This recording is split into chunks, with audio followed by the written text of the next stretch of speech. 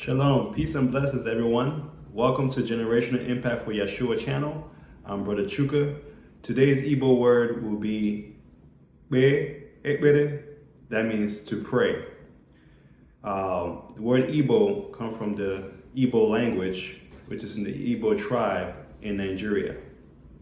The word Igbo, also known as Hebrew, okay?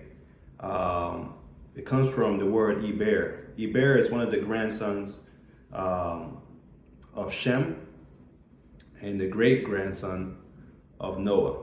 If you read in Genesis chapter 10, it goes over the genealogies. It talks about Shem and Eber in Genesis chapter 10 from verse 21. And if you read all the way to from 21 to 24 and 25, it talks about Eber.